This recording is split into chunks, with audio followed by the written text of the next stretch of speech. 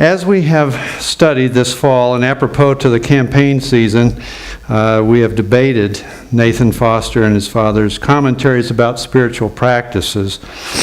I trust that a fresh frankness has taken us all hostage so that we can, quote, be still and know that He is our God. We all, I think, are drawn to the quiet pool of these disciplines: submission, solitude, meditation, simplicity, prayer, worship, just to get a break from the world's cacophonous intrusions. However, several of the disciplines demand a peek under the water's surface to find a special peace: confession, fasting, service, study, all demanding a bit more disciplined energy, demanding a little more from us. Mr. Foster offers a sparkling, intuitive précis of these practices. So I will offer, by way of personal illustrations, only a very meager amplification.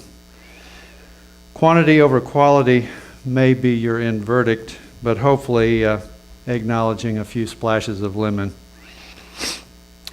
70 and 2 years ago, my forefathers, Mom wasn't sure which one, no, only kidding, brought forth little Billy Sando in Chicago.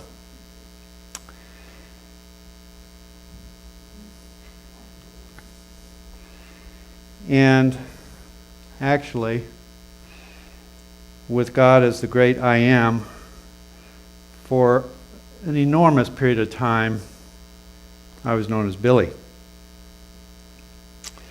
Now, the name Sando was a French Huguenot, Alsace-derived S-A-N-D-E-A-U-X, which was converted to S-A-N-D-O amongst our German neighbors in Pennsylvania, moving on to the further Midwest. And we moved from Chicago to Skokie to Dayton, Ohio, where I grew up with my older sister and younger brother. Dad was an internist. Mom was a homemaker. I was, and distressingly, as for many years, was this little Billy. And I offer this graph as an illustration of my growth during ages 9 to 18 years. And one can see that I had a very flat line. And to explain the graph, I was, this may not help us. I was center on the basketball team in 5th grade. Then I, by going straight across, became a forward in 6th grade. Going straight across was a guard in 7th grade and off the team in 8th grade. So,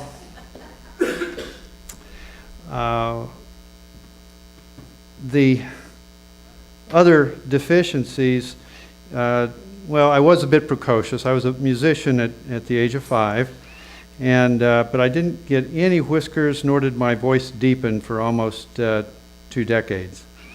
So I evolved into a bookworm, and with early exposure, I suppose you could say that I was a Chihuahua inchworm mix. And I wish that I could say that I had molted spiritually in some way, but no, not yet. I did stir up a buzz with spelling bees all the way to Washington. My peer groups were marching band and Boy Scouts. And at that time, they were the havens of the have-nots. Ironically, because of my activities on stage with spelling and music, I really have never been fearful in front of crowds. A few well-timed jokes in high school set the stage for me to become high school student government president. But my micro stature gave me a very special basketball game position now. I was Billy, the human bleacher log. And at games was passed up and down the bleachers. Everybody waved. What a visual. I hoped that by working out with the letter athletes, I might trick my muscles into growing. My vertebrae eroded my back skin when I was doing sit-ups, and I used to leave blood spots on the gym floor. I lifted weights till I lost lunch. No muscle, no deep voice. But I was tough on the inside. Our family were what we called Sunday clothes Christians, which I will explain momentarily. And other than some brass choir work and Christian rock stuff, that was about all the God that I knew then. I was physically and spiritually stunted. Now this is in reference to the bank meltdown, but on the flip side, too big to succeed? No. Question was whether I was too small, or because I was too small to succeed, and rather than too big to fail. So, I would like to give a brief primer on a Christian lexicon. And if you just remember ornery Christians, the next side, on the right side, are scorn, warn, torn, and born. The unchurched are those that scorn those who believe. Then one has nominal Christians, as we were with our Sunday clothes upbringing, which are those that are worn on the outside. We have immature or torn Christians early on fighting with their belief systems, trying to figure out whether to get on board the Jesus train. And as they grow, then evolve into what we call a born Christian, someone who is authentic, to coin a very good friend of mine. Well, to breathe, I chose a faraway college, and it was then that I got my first taste of God's humor, for I grew 5 inches my first 4 months at Duke. Awkward, all caps, doesn't adequately describe my physical state. But I was so elated, even joyfully applying some shoe polish for a mustache in the class photo. Well, I continued to study and to write jazz, conducted the Duke Jazz Ensemble, toured the Southeast with bands, but kept up the studies in biomedical engineering. God still hadn't trumpeted his presence, nor was I listening. I tried meditation, various things, but it wasn't an active seeking. I did sense some undercurrents of parental pining for me to pursue medicine. So it's kind of like those that stop cold turkey with cigarettes. I stopped cold turkey with some heart heaviness. My music bagged any aspirations in that direction, went to medical school. Now, a long-held belief that I had been gifted in things musical, which was my only belief system really then, was shaken by stumbling with rote memorization, which was so different from engineering problem solving. And quite by accident, I learned that I had what's called a symbolic or eidentic memory. I could remember if I drew a cartoon of it. So I drew cartoons of all the diseases, thinking of all the word games that I could from my spelling days. So diseases and drugs were pictures. And I did well then. Well, during these years, Martha and my paths crossed, and we never looked back. Despite her traumatic first marriage, she gave it another chance with me. She was amazingly strong in the midst of surgical residency. My hours were every second night, up on call for 5 years, nearly that for 2 more, and I had undiagnosed sleep apnea. Sleeping and wakefulness were a prolonged blur. She became a double parent for 2 amazing boys, Noah and Ian. And as I've reflected, particularly recently, I don't know really how much I brought into our early years together. I was at least privately still a semi-awake, brooding, spiritually stunted kid. We'll get to that in a minute. And I had some unmerited resentment toward my folks.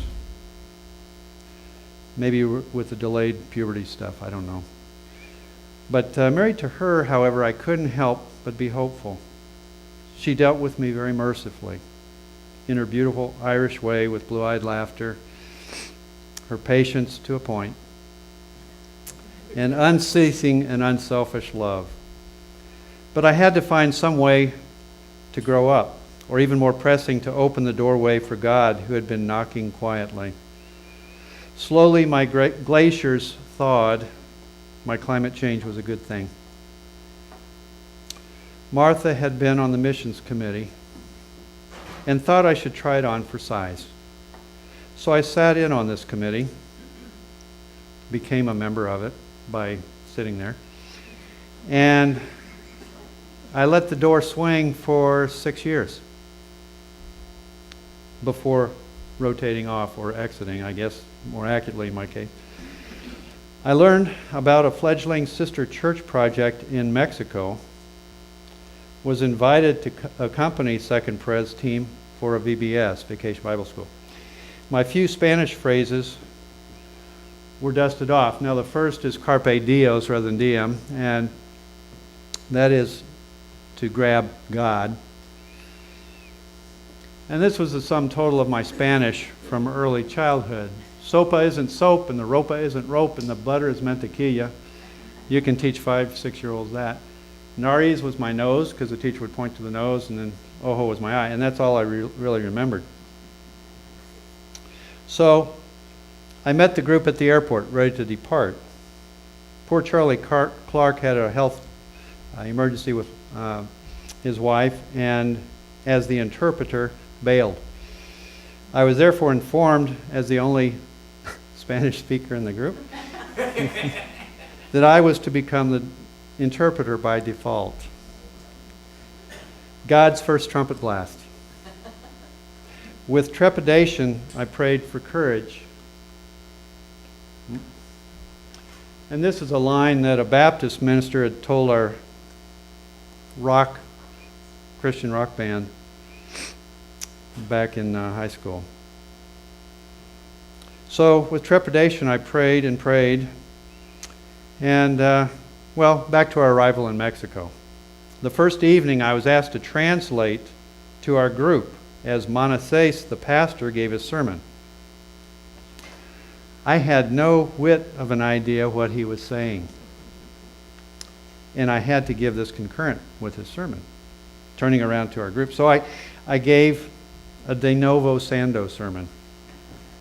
At no point, I am certain to this day, did it intersect his sermon. So I have since joked that it was my parallel sermon. I was clearly outside the comfort zone, and that has become my identifying feature of God choice activities for me these other years. And these are all pictures of wonderful in-church VBS preparations. Up here, we had the there we go. This is a little, sorry. Okay, here we go. We have, I don't have it. We have the group on the ground. My ear's not big enough. And Manassés is here. Beautiful child there. And this is where we started with tar paper and tent poles, church, and over the next 7 years, a 3-story church. And thanks to the youth here helping pour concrete and many trips there. So it was a transformational experience for both them and for us. We remained in touch electronically during the year, and we came back to friends each year.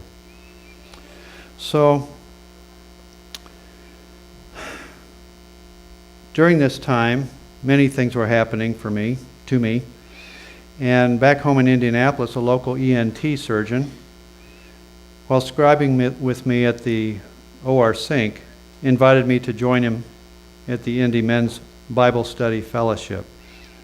Held here Monday evenings, 500 Indianapolis men and 150 of their kids ages 6 to 18, which is a nationally programmed, lay-led study of the Bible.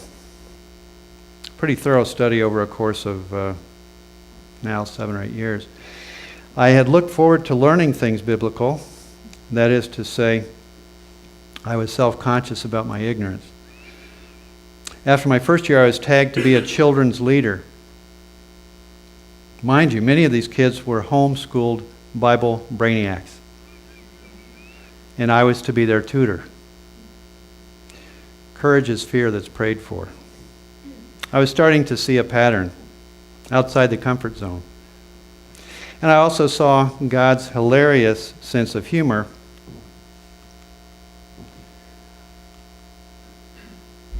Because here I was, ex-midget,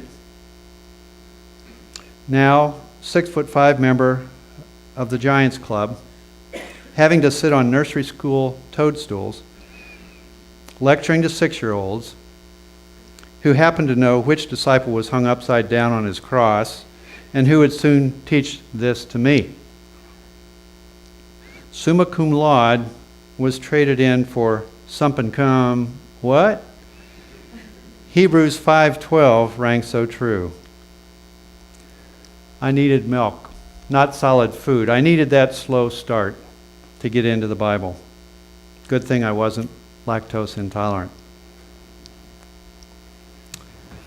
Then I was shocked to be invited to serve on session. My preconceptions of white-haired Yodas was blown apart as I found it to be populated, sorry Kevin, by very diverse white-haired people. Just kidding. My hair did quickly turn white during these years for other reasons. And during and after, I would have to say that the most joyful experience was and has been to this day serving communion. Lewis instructed us that this sacrament in our Reformed theology is akin to blowing off the roof of the church for us to be elevated, in a matter of speaking, to celebrate a very special moment with Jesus spiritually. I still smile widely and excitedly as I serve the bread or juice, for I visualize a line of unsuspecting human bottle rockets about to be lit and launched to Jesus. Now, to extend a bit this bite of bread, metaphorically, I relate one's spiritual walk with Jesus, what we term sanctification journey, to following in a spiritual sense breadcrumbs to God. We're not sure when or where He will place them.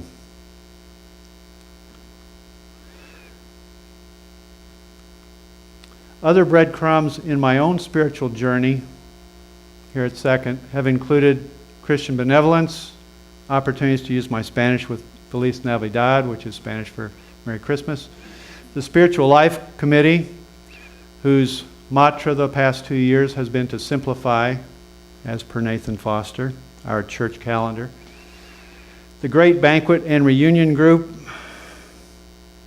Jerry and Kevin, wow. That's all I can say. Interfaith hospitality, Sunday morning van driving, friends with other folk.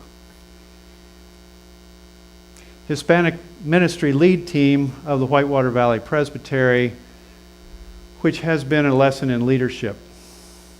And close to my heart, because I miss my boys, has been the opportunity to mentor young adults with the Young Adult Volunteer Group. And this was yesterday,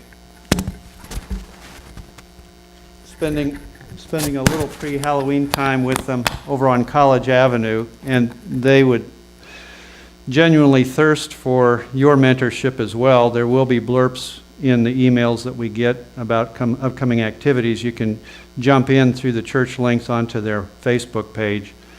And from all over the country, they're spending a year of service sponsored, and this was part of the big Sequicentennial Drive funding this program. Really neat people.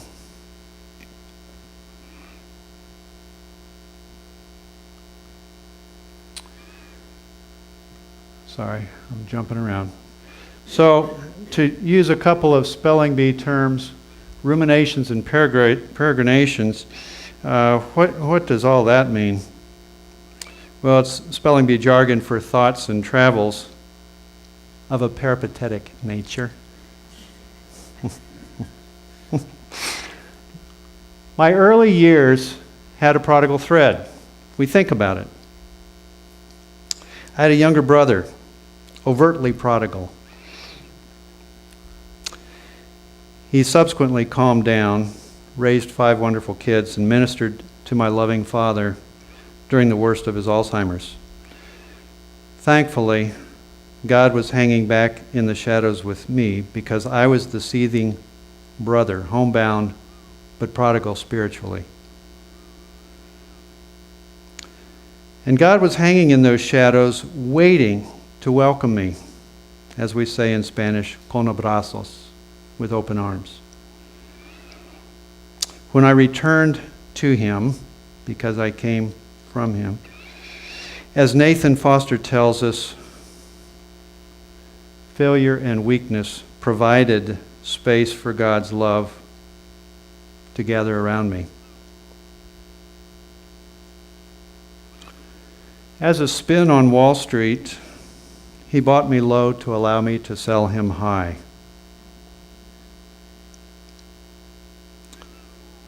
Well, another early rumination was that I had chosen the wrong profession, i.e. medicine rather than music.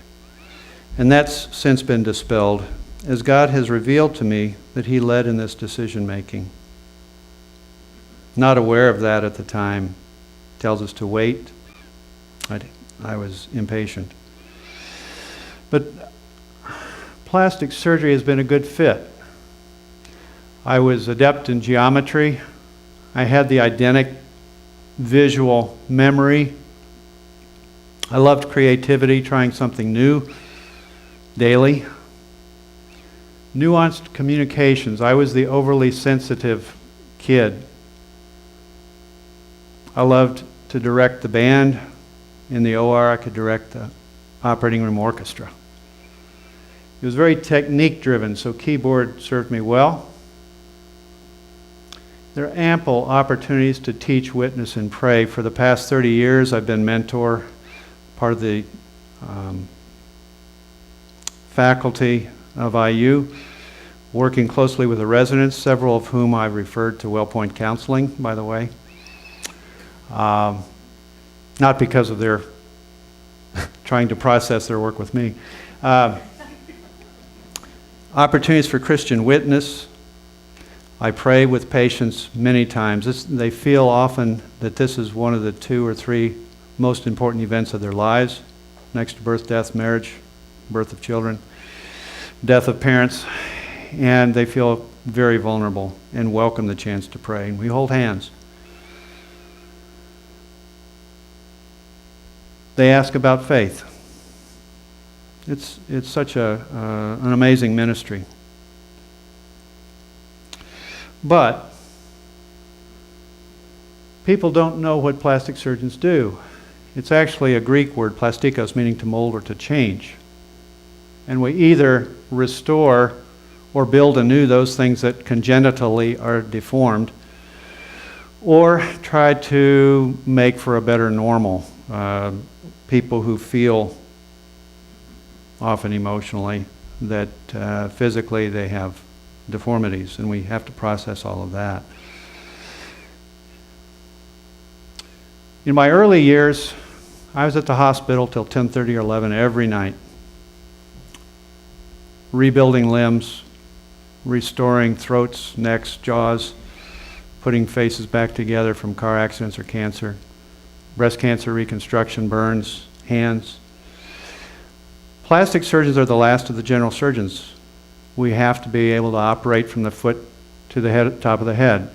40% of my practice for years was managing diabetic foot wounds. People just don't know what we do. As my patients survived, many of them then referred family members for elective surgery or themselves as they got the wrinkles and all.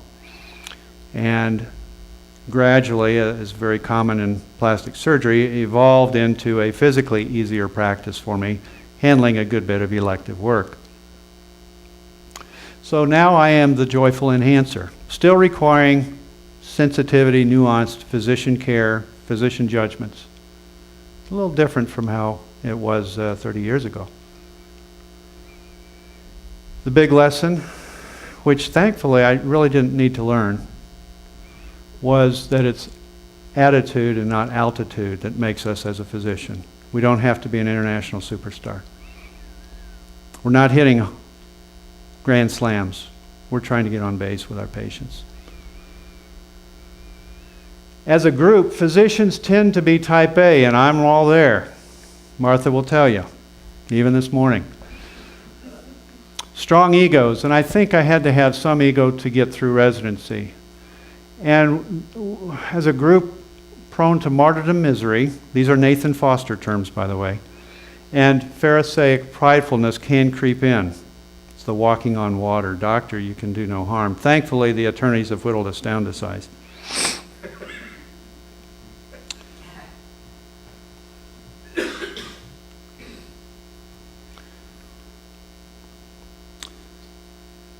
Since we're talking about spiritual practice, I want to talk a minute about study. Through BSF, we had to adopt a homiletics approach to scriptural verses, which is great for home study. You basically read a set of verses, have a total message, which is the total written Bible verse, and then you have to process it and figure out the important bullet points. And then what specifically grabs you among the bullet points? What resonates with you? And then lastly, how will you take that to live the next day differently? And that's how we spent 7 years in BSF. It's a very active process.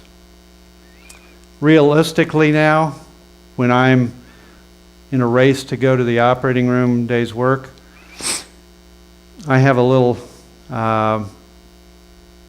fallback, default Bible verse practice, which is I just crack open the Bible and read a verse. And like Forrest Gump, life is like a box of chocolates. See which one you pluck out.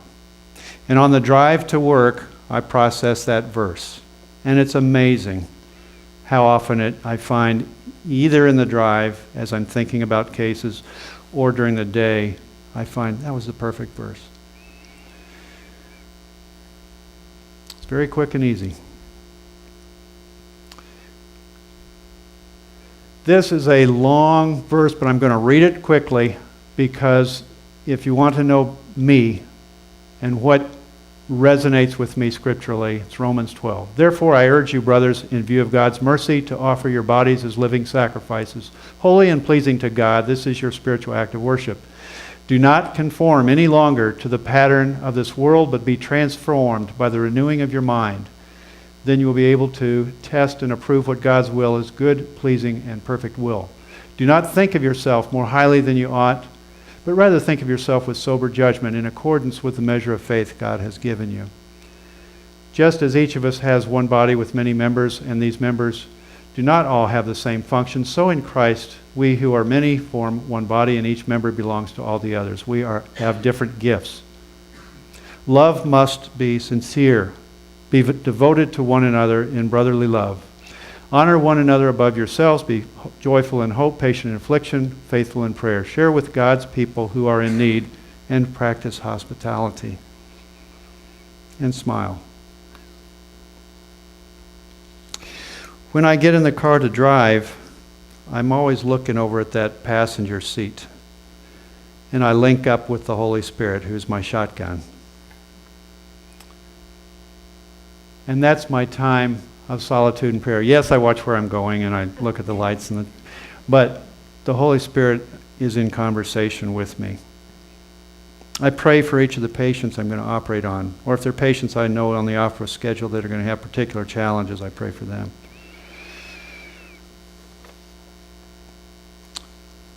So, other ruminations? Let's talk for a minute about mission. The Great Commission to the ends of the earth. International mission is a different animal from local mission, but there are some similarities. More important is an appreciation for years gone by approach to mission and current view of mission work. On the old side, the world is vast. We were supposed to convert the natives, give away things, an attitude that they're lucky to have us. And it had to be compatible geopolitically with the notion of empire. The world is shrinking, both in a transportation and information sense, and a media sense, because of the others. We know that we must embrace our well-informed neighbors, third world neighbors. And it's a matter of identifying resources between the two groups of neighbors and then sharing those and identifying mutual problems and addressing those. It's important to realize that it's not about us going to take Christianity so much anymore. Jesus, literally, the perception of Jesus in a religious format is exploding in the third world. Asia, China, South America, Central America. We have a new geopolitical paradigm. Now, up in the top on the right, the world is shrinking. I used a term that's being used a lot called glocal. That is a very sensitive appreciation that our global neighbors share local issues, and we must be sensitive to those. This grew out of a very strong relationship with Mexico. Mea culpa, I misjudged. We invited someone from Holland, Michigan to instruct all of us how to make sand filters. Great, I can take this to Mexico and they don't have to buy bottled water. Wonderful. I sent an email to Manassés. Very politely, he said, sounds wonderful, Bill. So I sneaked all these supplies in through customs. And Mexico customs are tight. And together, the youth and adult mentors helped build some sand filters and a bucket. And I am sure that either is being used as a trash can now or being used to fill a garbage dump somewhere. I misjudged that they needed this. I did not engage them in a dialogue. Thankfully, they forgave me for it and I got a mulligan. But mission is not a transactional exercise of we doing something to them or for them, but it's a transformational walk together in which mutual assets are recognized and shared. Celia is nodding her head with the Kenya effort. As a presbytery, we've been looking for other Western Hemisphere mission opportunities, and we've identified Dominican Republic. They have been burned by helicopter mission efforts. Group flies down. Feel good week. Take back. Hearts all warm and pumping for the people that are going back. Never to communicate again with the Dominicans. They've been abandoned. Excited, then abandoned. So we have found a lot of pushback in our early efforts with the Dominicans. This was an effort that, anyone know Tyson Vaughn here in the congregation? Young fellow, terrific guy, who grew up going in his family every year to the Dominican. He talked to David Berry. David Berry talked to me, our former Lake Fellow, who's now at Second Pres in Roanoke, Virginia, invited Martha and me to accompany their group to go to what started 30 years ago as a Mennonite mission, now is interdenominational, worldwide in terms of money-raising scope, but it's really targeted for one area, western side near the Haitian border of the Dominican Republic. Started by a Dominican medical student for improving individual then community health, going through the family, and social programs, health programs, and it has blossomed. Many Presbyterian PCUSA churches now are affiliated with this Solid Rock International group, and they have a Dominican counterpart. It's mano y mano, hand to hand, walking together. We have our first Second Pres trip. We had Martha and I had an amazing experience. These are some pictures from that. It is over in the western part, near the Haitian border of the Dominican Republic in the mountains of San Juan de la Maguana. It's a very beautiful area. And in Santo Domingo, where we land, is the oldest church in the Western Hemisphere, around 1500. And Christopher Columbus's brother had a home there. Not in the church, believe me. That is part of the trip. It's a day of sightseeing in Santo Domingo, the oldest medical instruction facility in the Western Hemisphere also. This is the latest dream. There is a surgical medical clinic, a bus that goes out to medical outreach efforts in the poor neighborhoods, up to an hour, hour and a half away from home base, which is a very livable hotel with double rooms that they built on site. And the vision is a $3 million hospital to service the western third of Dominican Republic. Ground has been broken. Funds are being raised very well. And it's joint effort. Those going down from the churches and the Dominicans building themselves a hospital.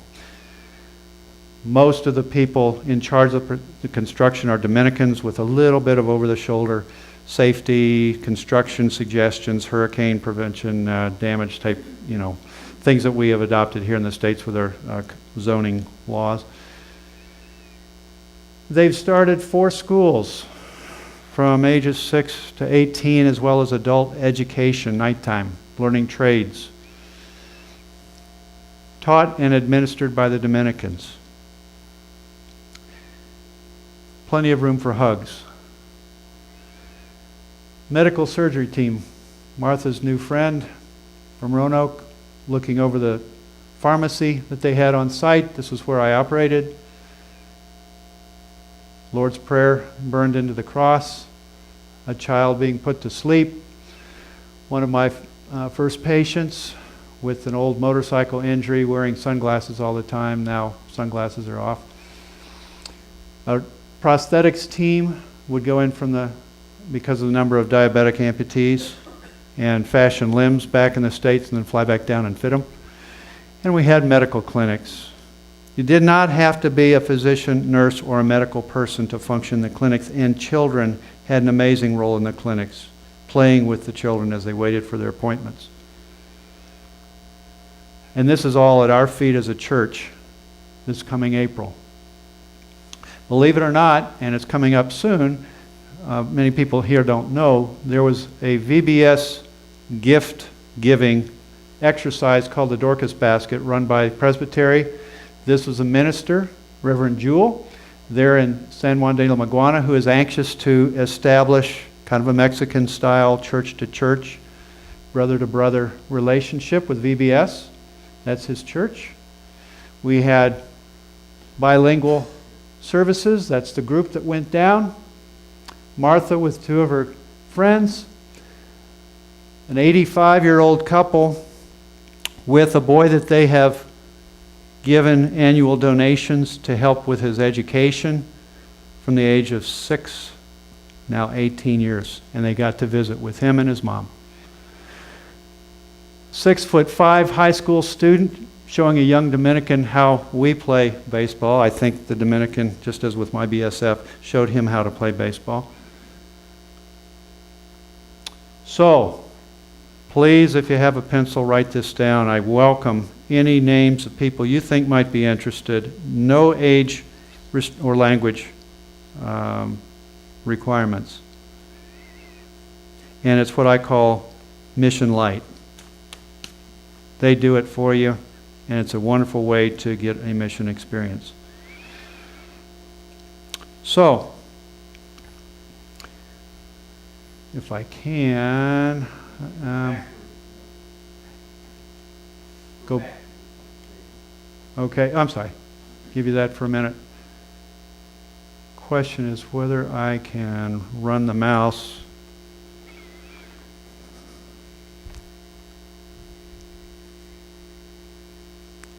Is that okay? Here we go. See if this works. About a month ago, I was invited with a local musician named Pavel through our presbytery, played at the kitchen last night, to run a music clinic, first ever music clinic for kids in the Dominican.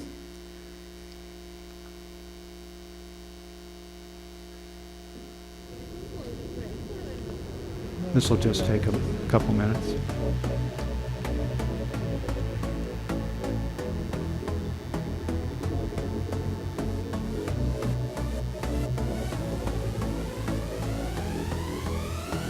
We want to see change in us. You're all we need. We give you our whole lives. Your perfect love will set us free. Not sure. Pavel is Dominican, and he wants to give back. He got a scholarship to study at Earlham. He's a professor there. He's the music director at Witherspoon, and he plays gigs Saturday night. So we had a conservatory faculty from the Dominican, guitarist Joel Martin.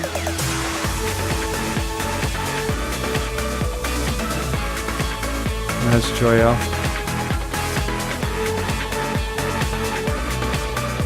The amazing thing is that he sent a social media feed down there about a month and a half before.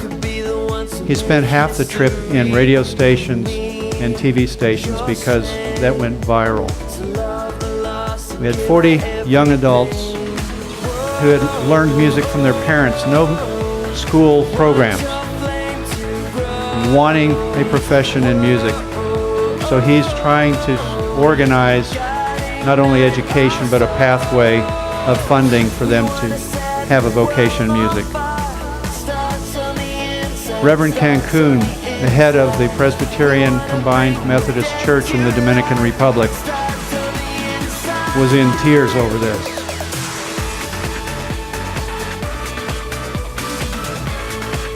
Now with that social media, these kids have linked all of their churches across the Dominican. They can text for free with this app. And it's unbelievable, all the chatter.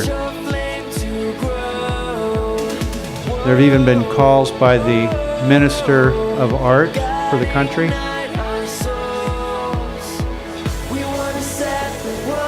Pavel worked tirelessly on this.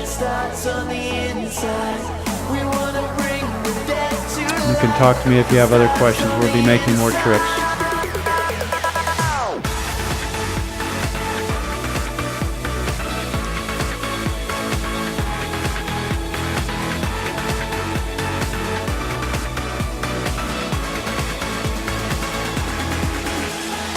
He has an infectious smile. These kids are so pumped up.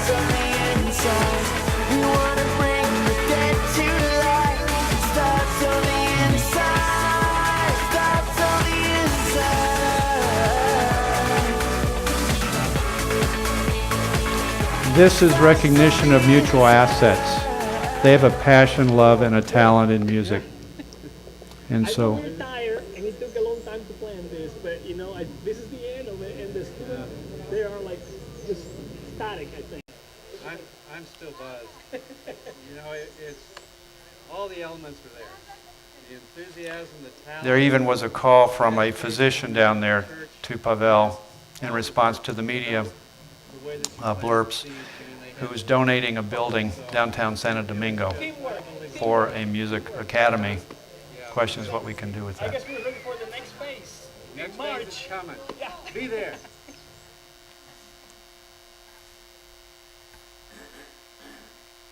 Now, see if I can go out up here.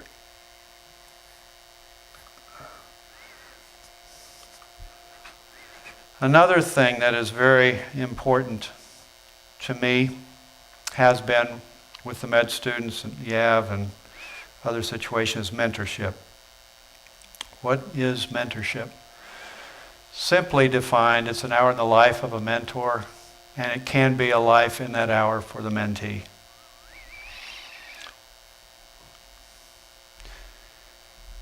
Thinking back on the mentors that I've had up in a family vacation in Michigan, Melanie, who was my babysitter, said, "What do you want to do?"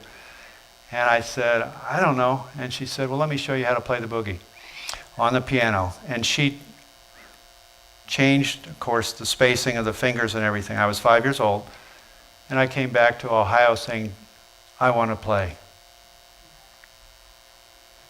Ms. Rosal was my third grade teacher, showed me the Book of Champions, which is the basis for the spelling bees.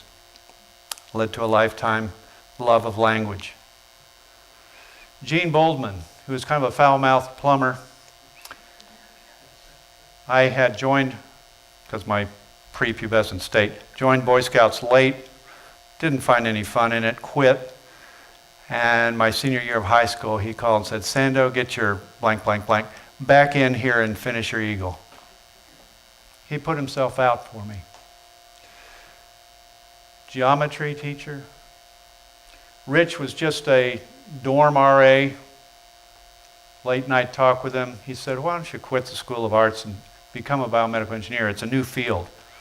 So I took some trial courses in engineering, changed my major, went to med school, had a career. And Dr. Weeks, chairman of plastics at WashU, tailored a custom rotation for me so I could see all the facets of plastic surgery, and he had me hooked. Matt Bruns was the ENT doc at the scrub sink, inviting me to BSF, opened up the Bible to me. And I'm afraid I'm going to get emotional, but patients have taught me a lot about life. Which leads me to the next thing. Nathan Foster tells us disciplines are a response to love.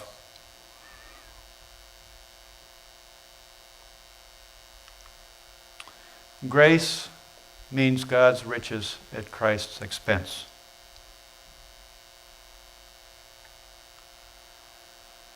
What I consider now to be a good day's walk. Now, what I mean by that is that these are daily reminders to me that God's not done with me yet. That's what I consider a good day's walk in that sanctification journey. And any time I get outside my comfort zone,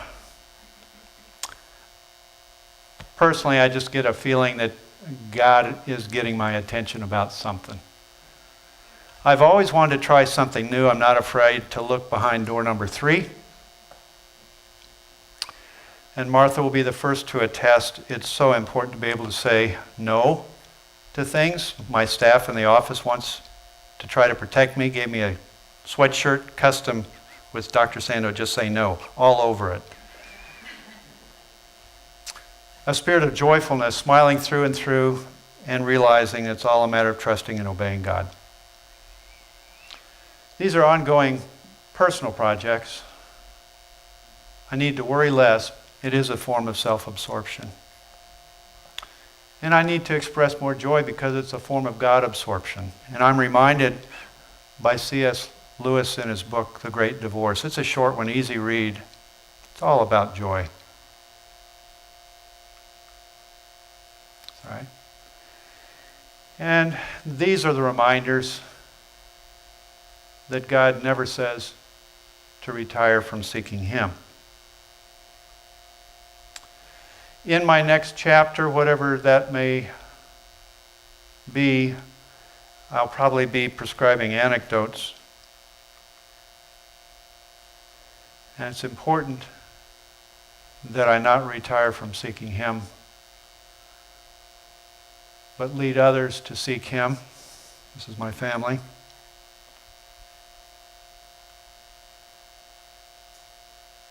And our little grandson. So as Joan Rivers used to say, enough about me, what about you? What do you think about Him?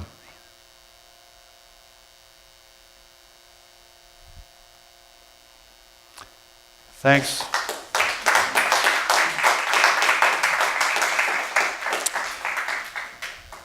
Dios les bendiga.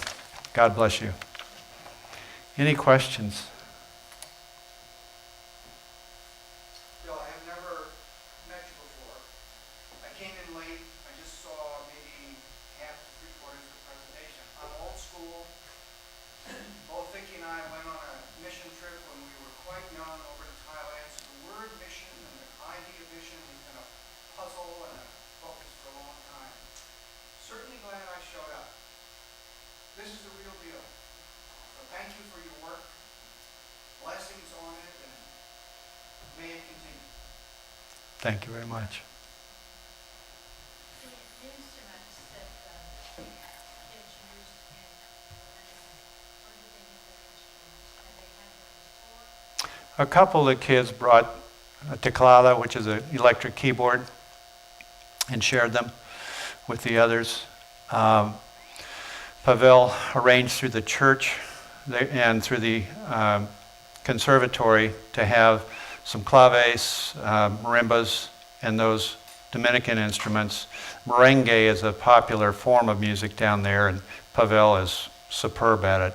He was in the Indie Jazz Fest with a big salsa orchestra leading that. It was an amazing program. He took a tour. It was as though you were in a plane with charting the pathway on a big, long transatlantic trip. Cleverly done. They had a TV news announcer announcing, and at each stop was a different country, and they played a different style of music. It was very, very cool. So they had access through that for those percussion instruments. And they were able to obtain through the church some electric guitars. And one of the kids, the girl that saw a picture of playing electric bass, she was amazing. Just amazing. These kids are so gifted. And they've practiced hard. It's just they feel that there's nowhere to take this. Yeah. They need work. Reverend Ken Koo wants to improve and elevate the quality of music in the churches. And so hopefully they'll start paying these kids part-time to oversee the church music programs, if not able to fund a full career out of it. So they can hold other jobs, but elevate the quality of music, just as we've done here at Second Church.